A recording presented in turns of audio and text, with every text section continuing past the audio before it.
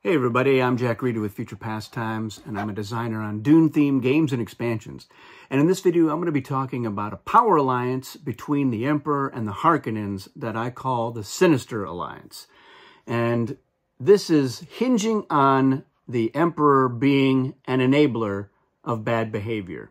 So let's take a look at what these factions do for each other and why it is such a formidable alliance.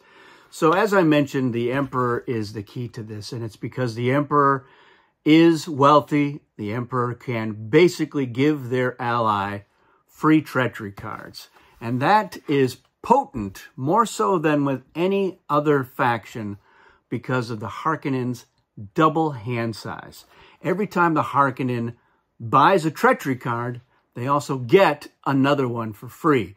So if the Emperor is giving the Harkonnen a free treachery card, they're giving them 2 free treachery cards. And the Harkonnens can have up to 8 cards. So that's the first real big bit of bad behavior that the Emperor can enable. Getting that Harkonnen player to be able to fill up their hand for free is amazing. That's an amazing bit of good fortune for Team Harkonnen here. So they are able to get their hands on some good weapons, some good defenses, some other special effects like weather control or Karama or Truth Trance, or some of the new cards like Artillery Strike or Poison Tooth. They could get their hands more easily on the Lace Gun, on Poison Blade, on so many really effective and dangerous treachery cards. And that enables a second bit of bad behavior for the Harkonnens, especially when you're playing advanced because of the capture leaders. All of these great treachery cards means that the Harkonnens can go on a headhunting mission. They can go out there, they can risk really getting into some big battles and trying to not only win, but hopefully kill other leaders to get the spice, maybe get a traitor call, more likely than they would normally, and then capturing a leader to add insult to injury. And the other great part, the third step for enabling this bad behavior, is the other alliance ability. It's something that's new to the 2019 edition, and it's because the Emperor can not only pay for your revivals, because they can give you the spice. So normally, allies can't pay for each other's revivals, but the Emperor can give spice to their ally, which they can use to get revivals. Now, the Harkonnen, they do get 2 free revivals, so they're only going to be buying the 1 more. But the Emperor also can pay for an additional 3 revivals. So if the Harkonnen is able to get 6 forces out every revival phase, that means that they're really, really scary. They can afford to ship down a large number of forces because their ally can pay for it. They can dial very high. They can spice dial because the ally can pay for it. The Emperor is a really terrible enabler. And then if they lose a lot of forces, they can get 6 out on the next revival. And getting into those battles means that they can get rid of some, if they get worthless cards when they've filled up to 8, which is very likely to happen, it's easier to get rid of those things and not feel so bad about it. You're like, well, whatever, I'm going to get more out. I can dial high. So yeah, it's a big deal. And the Harkonnen are potentially a pretty scary faction because of what they can do, and the Emperor puts them in a position to be able to do it. Now, what does the Emperor get out of all of this? That's the real thing. Well, if Harkonnen are on the warpath, that means they can go into a couple of strongholds, and they're well armed. They can probably win those battles.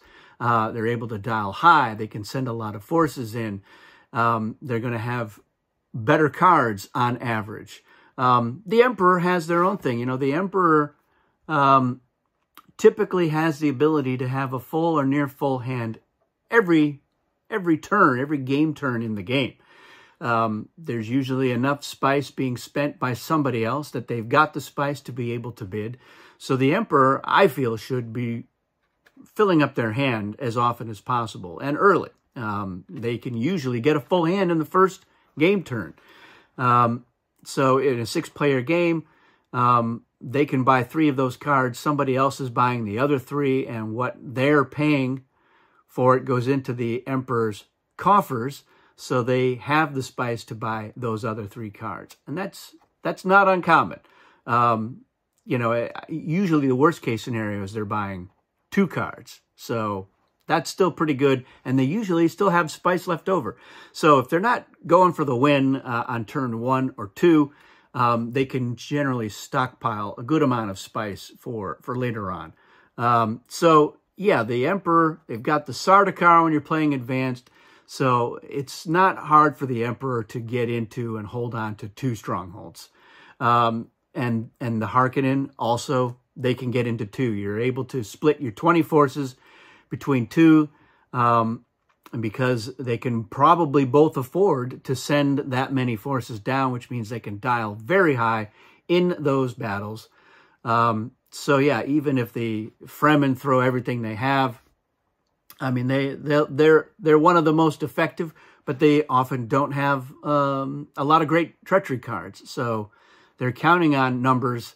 They're counting on their strong leaders to do all of the heavy lifting. But if the Emperor's got a weapon and a defense, they can usually fend off the Fremen when they need to. So, and if the Fremen aren't even in the game, well then everyone else has to deal with the Sardaukar. So I think this is a very potent faction alliance.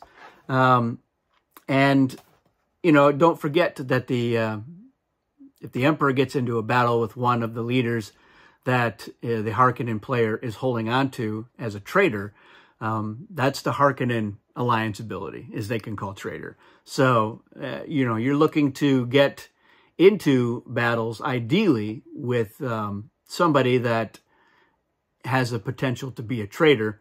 But that's the beauty of this alliance, the Sinister alliance. Part of what makes it so sinister is that they don't even really need the Harkonnen alliance ability.